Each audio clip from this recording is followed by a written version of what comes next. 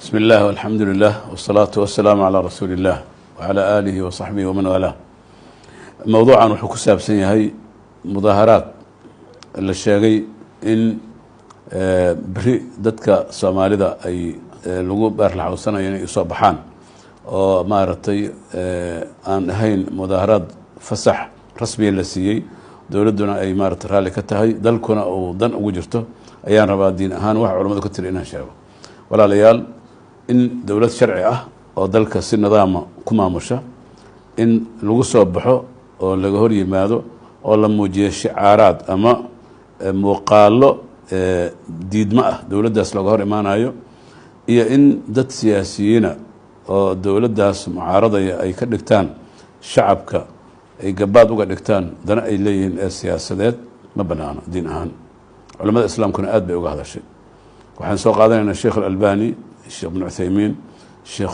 مارتي ابن باز علماء واوينيد مجامع الفقهيه waxa ay ku xireen shuruud asaasi ah mudaharaadka asalkiisa hadii mudaharaad silmi ay oo yahay oo waxya nabad ku dhacaya shuruud ayaa lagu xiray lix ah oo culimada islaamka ay ku xireen طبعا mudaharaadka biril raba in la damacsan mid kama waafaqsan shuruudaas diinta culimada islaamka ay ku xireen marka ugu horeysa waxa shardi ah in fasax looga qaato dawladda sharciga markaas jirta oo iyadu ay ogashahay oo iyadu ay fasaxdo mudaharaadka in la soo baxo shardigaas waa shardi asaasi laba waxa shardi asagana in socodka iyo wadooyinka maritaankooda uusan carqalad ku noqon oo goob loogu talagalo gaar kaliya oo ka dhaco oo muayyan dawladdu xadidan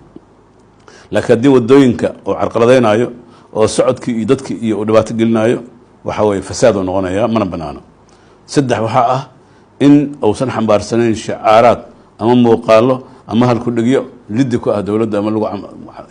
cambaareynayo ama lagu xumaynayo wajigeeda taasoo iyaduna arrin xun ah oo nabigu sallallahu alayhi wasallam oo aad nooga digay laanahu xukaamta si sharciya dalku maamulaysa in laga hor yimaado oo la caayo oo la cambaareeyo oo shacabka laga hor keeno waa xaraan diin ahaan ma banaano qodobka afraadna waxa waaye in arrintaas iyada ah aysan amniga waxyeelin oo dalka ay ka dhacayso oo yahay dal amnigiisu 100% uu sugan yahay oo aysan imaan karin in laga faa'iideysto oo khatar amni ay timaado Soomaaliya maanta ogna wadciga amniga wali magaalada Muqdisho meesha oo maraayo dawladda ayaa juhdi badan ku bixinaysa si amniga loo ilaalin lahaa maanta dana ugu dambeysay wada ogeedeen baawur ayaa lagu xiray qaraxyo saa umada dhibaato lagu gaarsiinayay waxa lagu guuleystay bariyahan in baawurtii mutafajiraad ka buuxay oo dadka lagu halakeenay la hor istaago iyadoo ciidanka booliisku juhdi badan ay bixiyeen oo wadooyinkii cadawga laga carqaladeeyay inay soo maraan marka arrintaas iyada marka xaalad noocaas iyada lagu jiro amni ah oo ka hortag lagu jiro khataraha bulshada ku dhacaya in mudaaharaad la abaabulo oo waliba maartay xambaarsan waxyaabo dawladdii dadka maartay looga horkeenayo waa xaraan arrintaas u banaana marka shardigaasna waa shardiga afraad shardiga sanaadna waxa waaye oo lagu xiro oo shardi ah in dalka mudaaharaadka laga sameeyo oo san ogolayn iyo nidaamkii siyaasiga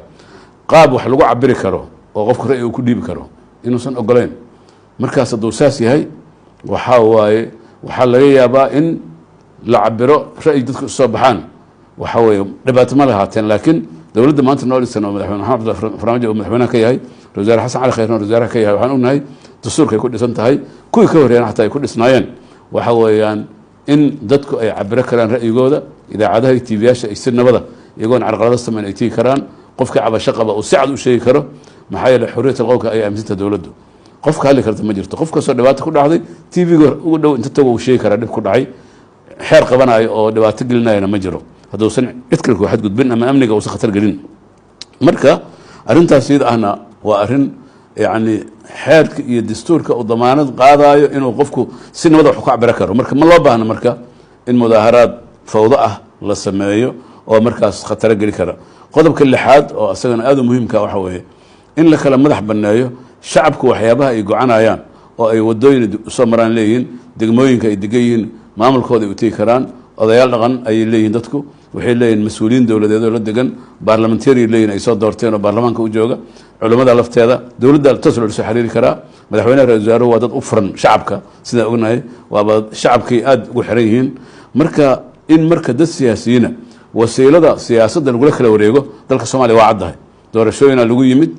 doorashooyinkaas ayaa la rabaa oo hadda processkooda waliba bilaabanayo 2 sano soo socota gudaheeda ku dhacayo in si nidaama loo aado oo qofka xil doonayo oo wadadii saxeed oo la yaqiino oo dastuurgeeda uu soo maro laakiin macna ay leedahay male iyadoo dalka amnigiisu xaaladihiisu iska adag yihiin in haddana kacdoona shacbi ah iyo dana siyaasadeed inta la isdhex gashado la carqaladeeyo geedi socodka ama nabadda ama istiqraarka dalka ama xataa shacabka noloshiisa iyo noloshadiisa sidaa daraaddeed culamada islaamka ee aan soo sheegnay iyo culamada jirta oo dhan oo caalamka islaamka iyo majaamicda fiqiga waxay isku raacsan yihiin haddii mudaaharaadku ay silmi yihiin dowladda sharcigaana ay nidaamayso degmada ay ka dhacaysa iyo maamulka gobolkaas joogana lasoo marsiiyo iyo hay-adaha amniga mas-uulka ah oo iyaga laftooda ay nidaaminayaan dadka ay la joogayaan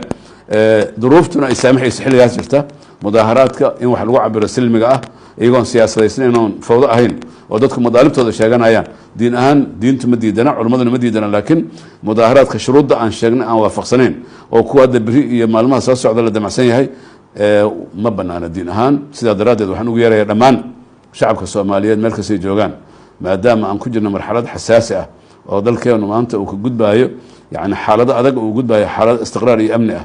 maadaama mujtamacan uu yahay mujtamac xarbi ahliya kusoo daaray maadaama uu yahay hubki inuu guri kasta iska yaallo weli oo hubka dhigis dhammaystiran aan dalkan laga samaynin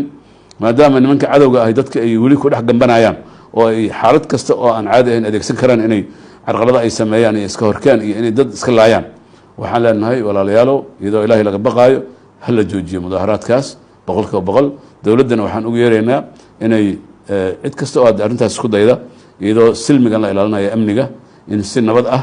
loo hor istaago inaan dadka la khaldino maaragtay ayadu dhammaan amniga iyo deegaanada iyo maaragtay ayadu ay hawsheeda ka qabsato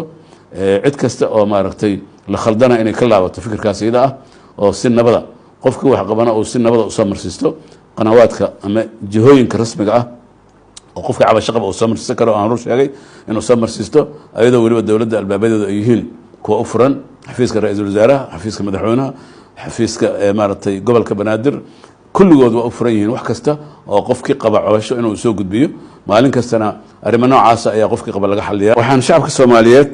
u sheegaynaa in mudaaharaadka noocaasa oo aan sheegnay shuruuddii sharciga aheed oo culammadu sheegtay aan lahayn dadka abaabulaya in aan la dhegaysan lana joog maadaama dad siyaasiyiina oo dana siyaasadeed inay doonayaan inay dhex gashadaan inaan dheg jaraq loo siin oo la iska ilaaliyo oo laga digtoonaado ayaan ugu yeeraynaa inaysan wax dana aysan ku jirin maxaa yeelay suldada sharciga ee dalka maamusha fasax kama haysto mudaaharaadkaasu mana ahan xilligan wax loo baahan yahay saan ruu sheegay sidaa daraaddeed ha laga digtoonaado yaan mashruuc siyaasadeed oo dad danley siyaasadeed ay wadato shacabkeen lagu hadagin yaan been laydinkugu sheegin yaana laydinku carqaladaynin yaana noloshiina iyo nolosha dalkiina iyo amnigiina khatar lagu gelin aad maasantiin